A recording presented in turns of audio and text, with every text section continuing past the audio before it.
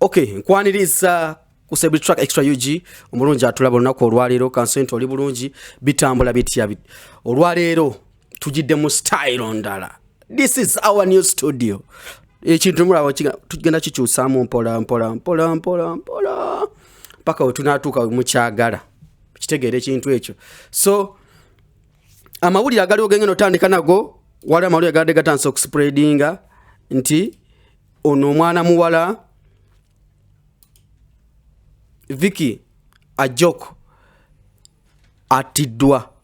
Jukira twasemba kukola sola wano netugamba netunulira omwana ono nga bagamba nti yatta mukama we mu ggwanga lya Syria. Okitegeera. So amawulire gembadde ndaba gatambula ku mutimbagano nga galaga nti ono omuwala yatiddwa. Ajok naye ngenda bwanfunako ku bantu ab'enjawulo twongere okutangazaamu mu nsonga eno batubuulire bo ddala kituufu. Nja kuba negatibwako mwana muwala Jennifer ngono yakubako ku kyeyo ebbanga eriwera. Then maaso nja kuba negatibwako ne muganda wange Ken okuva ali mu kyeyo initiative naye abenga tangazaamuko. Nja mukubirako ku lukomo lw'essimu naye wano on set tuli ne mwana muwala Jen. Njagala ompulira bulungi Jen? Ompulira bulungi. Obulamu buli butya? Soko obuze kuba tulaba. Obulamu alhamdulillah. Abatulaba mwenna abali ku Celebrity Track. Assalamu alaikum wa rahmatullahi wa barakatuh. Mugamba mutya kansubire abakumye bulungi. Era tukumye bulungi nnyo nnyini ddala. Alhamdulillah. Amanya nze Nabumba Jennifer, Kuda CEO Rights for Maids Association Uganda. Rights for Maids Association mu Uganda. Gwe tuli naye. Sebo. Ekisookera ddala waliwo emboozi eya mwana muwala Ajok Vicky ali mu ggwanga lya Syria. Amawulire gadde gatambula nti ono kigambibwa nti yatta mukama we era we twogere agabadde gasembye okutambula galaga nti agenda kubanga ateekebwa kalabba. Soko otutangazeemuko ku mboozi y'omwana ono obadde ogigoberera byajja bitya n'emboozi eri etya? Kati kuli devotion neyanze golo omukisa guno okutangaza ku ggwanga kwebyo egenda maaso kwoyo omwana muwala gwe bayita is it Ajok Vicky? Yes. Kakati emboozi eyo yakezi kumatyanga bwe tulaba emboozi zonna eziyita ku mitimbagano. Tulaba nti omwana oyo akwatiddwa olw'oluvannyuma ng'ateeberezebwa okubeera nti yatta mukama we. Naye ng'ate ffe tetunaba kubikakasa. So twali tugezaako okulaba nti following emboozi tulabe bwetambula. Aye tulabe bwe tusobola okuvaayo okuyamba omwana oyo. Naye ng'omwana oyo tannaba kuttibwa ate ng'era tekinnaba kukakasibwa nti omwana oyo yakola ki? Ye yatta mukama we kubanga obujulizi tebuliiwo. Nze nga Kadaama era omulwanirizi w'eddembe ly'abo abaana bakyeyo. Manyi nti ennyumba z'Abarabu zibeeramu cameras. Tewali nnyumba ya Muwarabu etalimu kamera. Kakati tebalina ngeri gye basobola kuvaayo ne batugamba nti omwana oyo yasse mukama we nga tebalina evidence yonna gwa. So okuva ebintu ebyo byatuukawo tubadde tulindiridde tulabe batuwaayoko ku vidiyo nayo neraga ekisi oba confirming nti ddala kituufu omwana oyo yakola ki? Ye yatta mukama we naye tetulina bujulizi bwonna bwe tukola ki? Bwe tulaba kitegeeza nti kikyali mu mbu. So ekyomwana ono asimbibwa kalabba kiyinza obutasoboka olw'ensonga nti tebalina bujulizi bumala. Busobola kutukakasa nti omwana anti bo bagamba nti omwana oyo yagamba nti yes namutta ku bigambo ebyogerwa. Kakati ffenna abali bakoleddeko mu mawanga ga Buwalabu oba omuntu yenna wano e Uganda ne woba takolerangako mawanga ga Buwarabu ng'olina maidi ewaka kwogera ku kya muntu yali akolerako Buwarabu. Abantu abo embeera zaabwe bo baba bakola nga boogerera waggulu, bakikola nga bo ne fesi yaabwe etiisa. According to the experience omuntu ekyokuvaayo n'akonfesa kituufu yatta mukama we kwali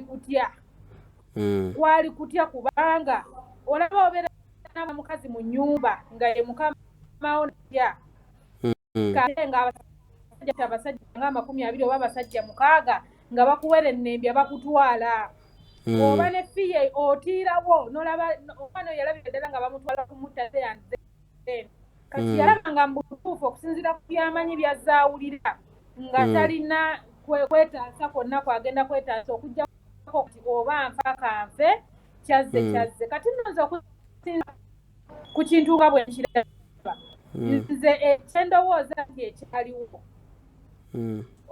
tuwuliddeko envuuvume ezigamba nti oba oliawo abaana balabitira kimanye ebyobugagga bakala n'ebyobugagga ate mama ate n'abo abantu ababaddevoshkankubuulire abo abantu be balwala buli kirwadde balwala ensigo balwala emitima balwala ebibumba buli kirwadde kyonna kiri ku bantu bawala bwabwe tasobola okutaawo n'ekirwadde kye incident eyateeka nga yatuuka ng'omwana oyo ali mu nnyumba ne mukama we bokka kiraba nga tewali muntu yenna biboka bulungi era ffenna tukimanyi nti katonda yatwebasa ate era katonda asobola okusalawo era n'agamba nti leero tojja kuzuukuka so nze nno kyendowooza nti kirabika omwana ono yali waka ne mukama we bokka omukyalo oyo anti bagamba nti omukyalo ono yasangibwa ng'ali mu kitaba ky'omusaayi ng'alinga akubiddwa ekintu ku mutwe kaakati ekyo ekyekitaba ky'omusaayi nabakuba nti era ne bwe kiba nti kyekyo omuntu asobola okuserera abo bakadde asobola okuba nga oba yali amusitudde amutwala mu kinaabiro maybe kunaaba oba kweyamba omuntu by coincidence n'aserera n'akola ki n'aserera mpulira Mr. Divosh n'aserera n'agwa n'akubawo omutwe kaakati engeri abaana bano gye bamanyi nti singa wano mu bawalabu nti incident kyonna yonna netuukawo nti obudde oba agudde ne bw'aba tabanga nga ekintu ekimutuuseeko abawalabu oba okuli obuli kati omwana ono yafuna fiya nadduwa lazima omwana oyo yadduwa lazima nga wono yeetaasataasa naye teyadduka kugamba nti musse kangende because ffenna tukimanyi abaana abali mu buwalabu tolina gy'osobola kuddukira singa oba osooki omuntu kakati baleme kugamba nti ono omwana kwalaba after killing her boss no yadduka kiwalazima nga incident emaze okutuukawo either mukama we yaseerera yekka n'agwa oba nga yali amuyambako tugosa museerera n'agwa oba sinaki abantu beero ne bwamukayagagezi Jen kirabikanga maybe bosi we yali oba alwana ono ng'oba ate ye yayagala n'okumukuba oba nfuna according to experience ku experience yo ebbanga lyobadde mu bwakadaama okoze ebiyumba ebyenjawulo kyekiyinza okutuusa kadaama kussa erikuba mukama we n'amutuusa mu mbeera ng'eyo okusinziira ku experience gye nnina ekintu ekyo nze nno nandirowoozeza nti kizibu okuba nti kadaama kuba okuggyako nga kadaama agambye nti oba ne bwenfa kwegamba aba yeekyaye ebiba bimutuusiddwako biba bingi kubanga oba omanyi nti mwemutta manyi enda okuntuuka kubanga singa abakalabba okiwulira abakalabba nabo baba bagenda kutta kitegeeza omwana ono aba anyigiriziddwa okutuuka ku kisembayo ng'akubibwa buli lunaku kwogasa okubeera ng'akabasanyizibwa abaana abamu bakabasanyizibwa mu biyumba ebyo ne babeebakako by force incident endala zentera ofuna abaana ze banyumiza bakama baabwe bennyini abakyala ate babakolako n'ebyo ebintu nayita omwana n'amugamba jangu omumasajinge jangu okole ki naye ng'ate mukama we ki mukazi ate ng'omwana oyo taweeweddwa permission yakubeera nti ayogerako n'abasimu abategeeza ebiki ebikola ki ebimutuukako sinakindi ng'alopye emirundi mingi nnyo ku ofiisi naye nga ofiisi terina kyekola ki kyeyamba kaakati naawe omwana asobola n'agamba kati ekijja kijje essebo okay bw'oyogedde gwe founder wa rights for maid kimwe obutuuliramu rights kubanga kulwanira ddembe ly'aba nkuba kyeyo bakadaama bakola mu biyumba abaana bano bwe baba bagenda mubabuuliririra mubalambika mu bagenda okusanga gye balaga era sebo tukolera ddala omulimu gw'okubuulirira abaana abo n'okuba kansolinga okusinziira ffe ku experience gye tuyina bwa gye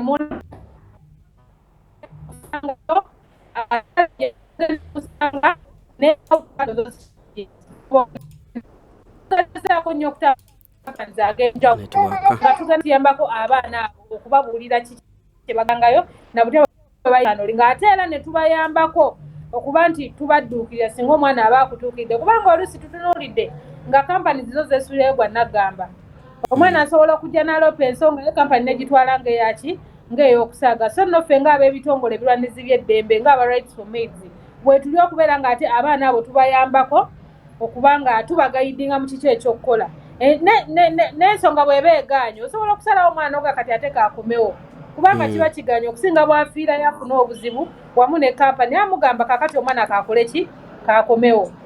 Okay kakati omuntu essaawa zino omwana ali mu kampani emu ayagala kumutwala ebweru rights for maids mugiramuwa mu mbeera eno Jeni Kaneti wakamusumbu ye zinze ompulira bulungi mbadde nkubuuza nti mwenga rights for maids omwana essaawa zino agenda ofuluma ali mu kampani nga tanaba kugenda mwe mugiramuwa nga mmwe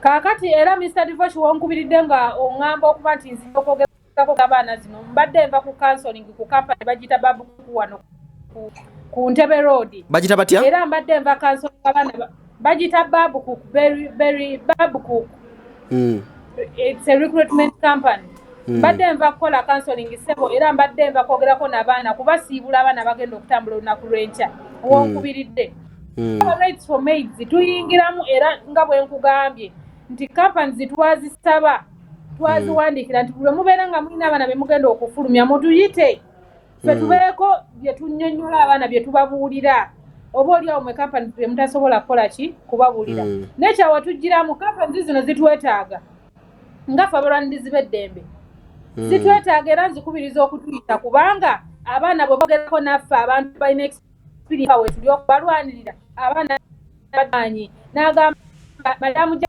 Jeni bwati ne bwati yasookera mu Bwakadaama omwana nno n'aguma n'amanya nti olaba madamu Jeni yawangula nange ngenda kukola ki ngenda kuwangula so nno okwogerako n'abaana kyokka kampani zitwetaagira ddala so kati abaana okubabuulira okuhanolinga ensonga batwetaagira ddala ssebo omwana bw'aba afunye ekizibu ng'ali eri ayagala okwogerako naawe akonectinga atya naawe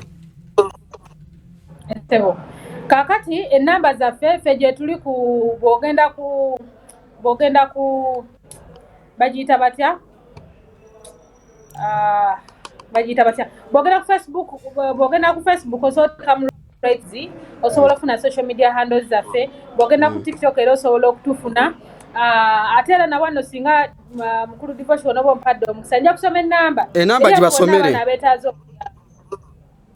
neyanziza ssebo kaakati mwe mwenna abaana abatulaba ku celebrity track olwaleero ng'oli eyo olina embeera yonna gy'oyitamu ekunyigiriza toweebwa mmere saagala nnyo obusangosanga obunafu kubanga waliwo ebintu ebimu bye tugumira kubanga mwagenda kunoonya future njagala emisango bankuba tebampa mmere bantulugunya nkabasanyizibwa ewaka mukama wange ankozesa nkako omukwano ezo ze major point zetuwulira mmazeko contract yange okunkomyawo gwe nno osobola okuntuukira ku namba y'essimu 0708 48 97 26 0708 48 97 26 kweri ku direct call osobola jjuwa maamawo oba next of kin n'omugamba madamu Jenny oyo mukubireko yagamba asobola okutuyamba oba ya MTN 0760 41 5189 ate era nga Mr. Divosh tetukomye ku ekyo kyokka kyakubeera nga tuyamba abaana tuyambira ddala abaana okubira ddala eno ku ntandikwa abaana batutuukirire kati ffe experience gye tulina gye tumaze mu mulimu guno oba ne mu kuyamba abaana oba mu kuadvocatingira abaana tumanyi companies ennungi gye mmanyi nti nja kukwatagana ne Premier nja kukwatagana ne Babku nja kukwatagana ne Kristo zino zijja kuntwalira ki abaana bange bulungi ate nga manyi nti bwe nnaakubira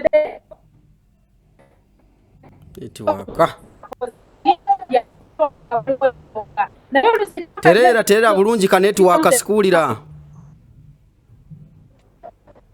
oluusi nkufuna awo okay nga bwe tunoonya ku Jane njagala twongere okunoonya ku omukulu Ken okuva bwali mu omukulu wangi sebo ndowooza katulikodingire wano already mbadde ndi mukola program njagala tutangazeemu waliwo ensonga y'omwana ono Ajok Vicky gwe nga gwe abakyeyo initiative okusookera ddala sooka obuze kuba tulaba obeyanjulire nawa gy'osinziira okulabika nti kampani ki gy'osinziiramu oba kitongole ki ky'osinziiramu okuba nga oyogera ku nsonga zino. Nze Mr. Oroka Kenneth. Yes, sebo. Senkulu wa Kyeyo Initiative Uganda ekibiina ekikola ku nsonga z'abankuba Kyeyo era mu bufu buno ekibiina ekirina powers of attorney okuba mu family ya Miss Ajoko Vicky okukiikirira Ajoko Vicky mu buli kintu kyonna omuli n'ensonga z'amateeka. Yes, sebo. Yes, sebo. Weewaawo njaga tunuulira ensonga za Ajoko zatandika zitya n'okutuuka mu kaseera kano ke tulimu mbeera ki eriwo? Miss Ajoko Vicky amawulire gatandika g'ennaku z'omwezi 29 ku Lwokuna January 2026 amawulire we gaayita ne gagoyinga rampant ku media platforms ez'enjawulo that Munnayuganda Ajoko Vicky yali akwatiddwa era n'asimbibwa mu kaguli ng'ateeberezebwa okutta mukama we. Of course olunaku olwaddako mangi agaayita yakwatiddwa yattiddwa n'ebisigadde kati ngaffe aba licensing wa gavumenti ya Uganda okukola ku nsonga z'abankuba Kyeyo okuyambako gavumenti okukola ku nsonga z'abankuba Kyeyo ekisooka twalina situkiramu ne tusooka okugamba gavumenti okuprovidinga diplomatic assistance.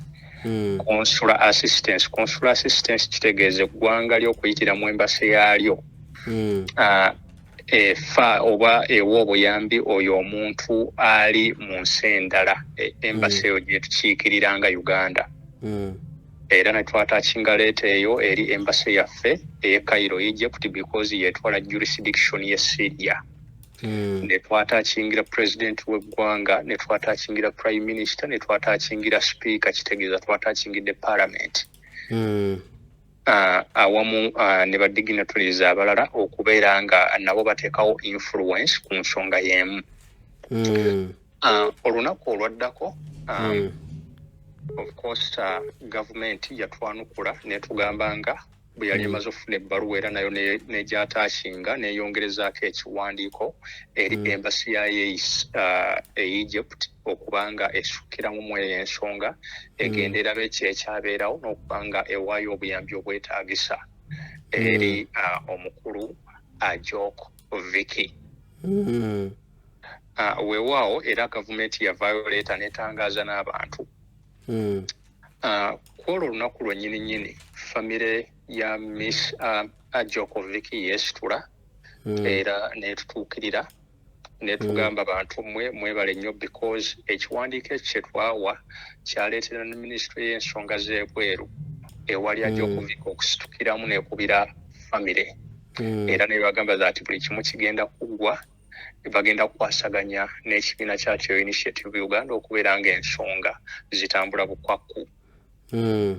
Era bwetyo famire nayo neyeesitula nejja neetuwa obuyinza obukiikirira ajja okuviki mu nsonga zonna ez'amateeka okwogera ku nsonga yonna omupostinga ensonga ez'omukiikirira sociale n'ebisigadde. Olunaku olwaddako olw'okuba nga tulina ttiimu ezitukiikirira nga bankuba kyoze twaconstitutinga mu nsi ez'enjawulo naddala ewali bannayuganda major destination states ewali bannayuganda nga baweranga omumwa mulira eggwanga lya Syria.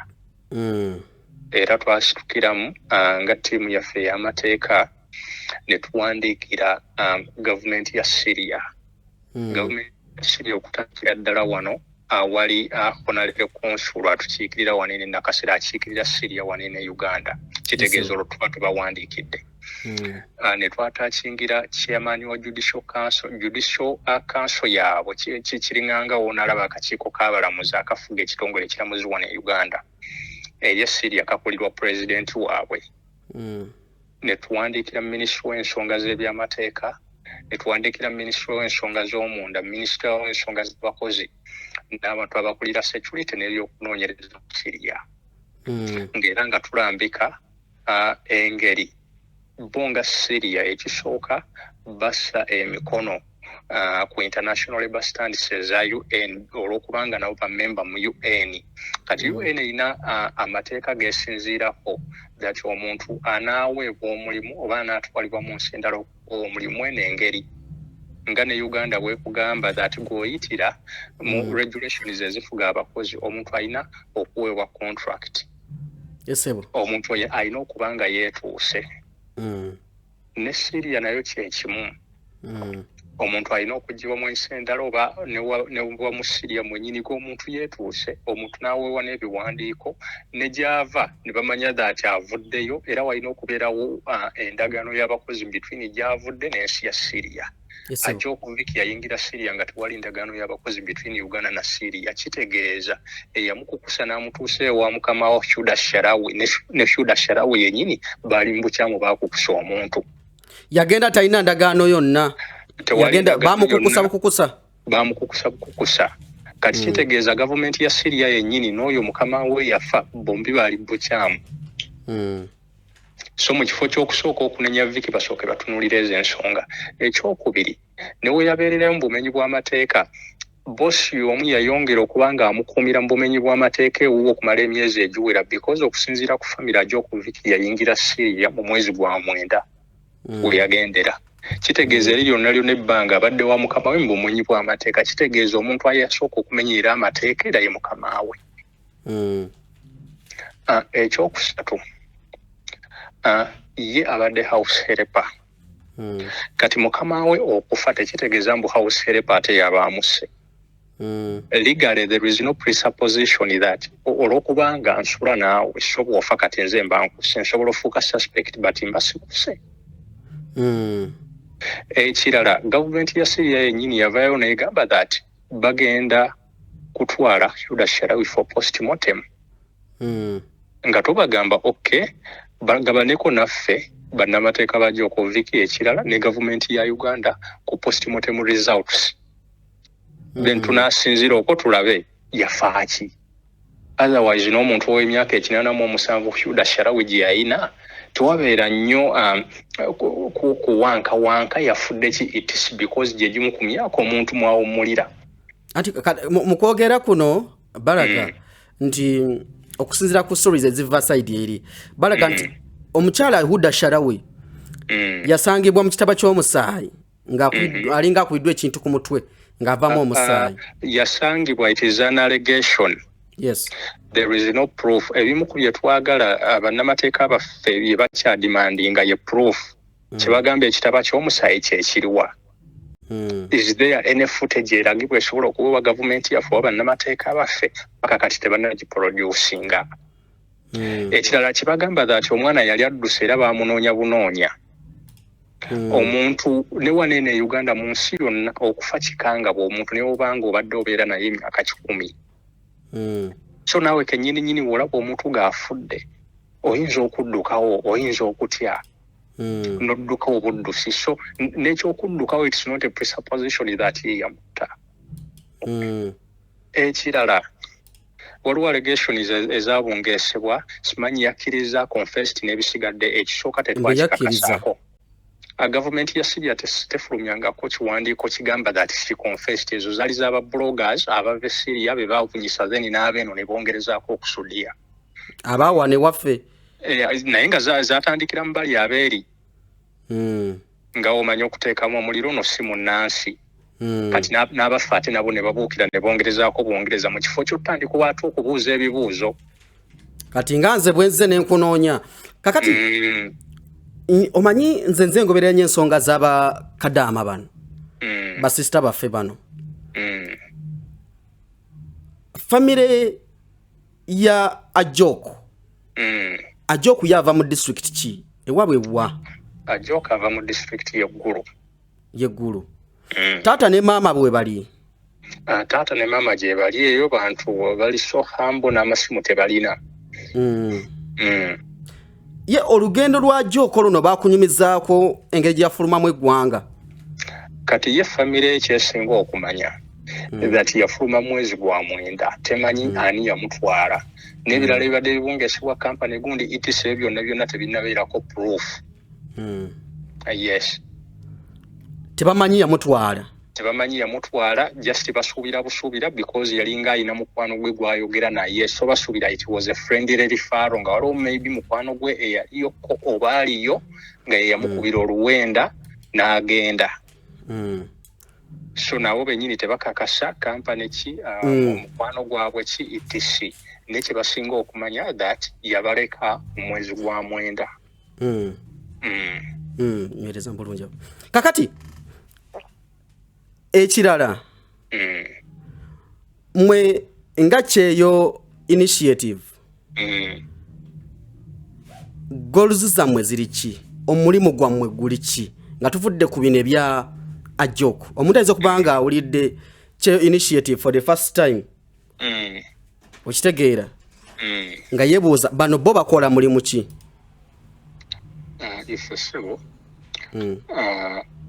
To promoting rights ne welfare z'abakozi mu nsi yonna naddala omukozi nkuba kyeyo. And ffenna mu nsi eno abasinga tuli ba nkuba kyeyo gwe devotion oyinza okuba nga weeviire buyikoli Kampala oli mu nkuba kyeyo. Waliyo ffe nga wava eno n'ogendako ekata kitegeeza oli nkuba kyeyo. Waliwo yali e Saudi ali nkuba kyeyo. So ffe tuliwo kutumbula eddembe ly'abakozi kukola ku nsonga z'abankuba kyeyo. Kunoonyereza, bwenkanya, repatriations, rescue, kubaskiringa, reintegrations, kubakiikirira. N'ebingi ebisingako awo okufa obufi. Amawulire agatandise okufuluma galaga nti mwana muwala ono neera babuloga b'e Uganda ngenda kwotinga ebigambo bya Rita Kagwa blog. Ewandiise n'egamba nti update according to reports Ugandan migrant worker Vic Ajoku has reportedly been extradited in Syria after she confessed that she murdered her employer, veteran Syrian actress Huda Shurawi. Amawulire galaga nti omuwala ono atiddwa. Ekintu ekyo kya bulimba kati Rita Kagwa tasobola kuba mawulire matuufu kusinga ffe abali mu kukiikirira Ajoku Vicky mu nsonga yonna ey'amateeka. Ekirala yandibanga talina na buyinza kumupostingako ng'alina sooka ddufuna ku ffe because ffe abamukiikirira era ffe abalina powers of attorney. That ku ssaawa zino n'owooluganda ne waaba ayogera ku nsonga asooka tutuukirira waba tatutuukiridde era naye tumuvunaana because ayinza okuwa misguided information. Naye kati banene abali mu kutambuza amawulire weegati abasinga bukedde yakedde kufulumya erigamba that nkuba kyeyo Ajoku Vicky baamutemyeko omutwe. Waliwo ne blog endala gye ndabye eraga abasinga ba blogger ne baani abasinga basinzidde ku ggulire lya Bukedde ne bakola ki ne bawa after all Bukedde ate it is a formal newspaper nabo ne batandika ze allegations ezisinga z'olaba obungi waliwo ne blog endala gye ndabye wano egamba Syria Ajok Vicky allegedly beheaded after killing her boss. No mawulire mafu. Si matuufu. Amawulire gonna amatuufu mugenda gafuna okuva mu nsonda zino ensonda esooka ye gavumenti yaffe eya Uganda diplomatically ekiikirira Ajok Vicky kubanga munna Uganda. Ensonda ey'okubiri ye gavumenti ya Syria host state ye. Ensonda ey'okusatu ye Cheo Initiative Uganda abamukiikirira nga bannamateeka be. Ensonda endala zonna information gye gawe gabanga tegazijje kweza ensonda esatu ze nkugambye omanya agamawulire mafu era treat them with utmost denial. Kigeza Ajok akyali mulamu. Ajok akyali mulamu mu Kaduukulu e Syria then waliwo n'abalala abatambuza waliwo akatambi g'omuwala ayitawo mu airport waliwo akatambi akabadde katambula nga kalaga nga balaga mbuye nze namulabye nga si yeye naye waliwo abagamba nti yakomyewo. Si yeye tannakomawo akyaliyo ako kaali ka muntu mulala. Ya akyaliyo ati mu Kaduukulu. Ono yabadde ku airport gubalaze nti yakomyewo Uganda si yeye. Olwo ne bagamba ali free biki tulabye amawulire blog is Philippines Egypt n'ava mu Syria Saudi Uganda Kenya bonna bali mu katambuza batambuza ago ne batambuza ne gana aka yafudde. Ago gonna mafu. Akyali mulamu tanaba kudda Uganda. Akyali mu Kaduukulu tanaddizibwa Uganda tiimu yaffe mu mateeka eri mu kukola kyonna kyesobola. Diplomatically government yaffe eri mu kukola kyonna ekisoboka. Wanaabeera nga attiddwa oba wanaabeera nga ayimbuddwa ng'akomezebwawo ng'agenda kukomezebwawo government yaffe ejja vaayo etegeeza ensi. Government ya Syria ejja vaayo etegeeza ensi. Cheo Initiative Uganda tujja vaayo tutegeeza ensi. Wow, Mwami Ken. Yes sir. Nga tumaliriza omuntu ali eyo for the first time yandigambye nyinza okuba mpita mu buzibu buno naye nga sina nyamba omukulu mufunye ntya bawe namba y'essimu tumalize tuve wano. Ekisooka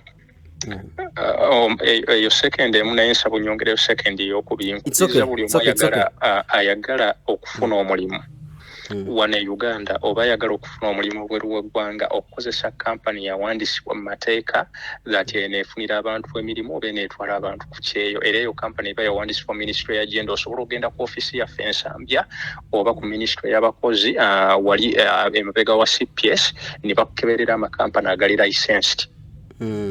Ekyokubiri gwe yenna ayagala ofuluma ebweru w'eggwanga g'ogenda fuuka nkuba kyeyo weewandise mangu n'ekibiina kyonna ekiikirira abankuba kyeyo nga Cheo Initiative Uganda okubeera ng'ofuna okukiikirirwa okulondoola okukolebwako ng'ogudde mu buzibu mu ngeri yonna n'ebirala bingi. Ekyokusatu ennamba yange eri 07565946638. Yes. Damu. 075 65 94 638. Eri ku WhatsApp n'omwana atali mu Uganda asobola ogituukako n'agikuwa n'akufuna. In fact WhatsApp yangeri ennyangu ey'okukozesa because mukuno okuzungazunga n'ebisigadde oluusi oyinza okuba direct n'otakwatibwa naye WhatsApp osindika message oddibwamu bulungi nnyo. Kale tweyanza mukama wange okututangazaamu. Era in case of anything nja kuba nkunoonya twongere okutangaza mu nsonga eno. Kale sebo. Kale bwewaawo omulungi abadde atugoberera ensonga za Ajok Vicky tumaze okufuna obukakafu nti akyali mulamu n'ekirala akatambi akabadde katambula ku mutimbagano nti yakomyewo oyo muntu mulala si yeye. N'amawulire agatambula nti Ajok amaze okuttibwa ku kalabba olw'okutta mukama we nago si matuufu. Tujja kuba tulindirira tulabe amawulire aganaabagazze mu maaso awo tufune okutangazibwa okw'enjawulo mu mbeera eyo. Tova ku Celebrity Track Extra UG nja kuba mu maaso nkuwa amawulire amalala mangi nnyo. Subscribinga wekumire kuno ffe tukuweereza amawulire amasunsule kamba agalize ekiro ekirungi mweraba.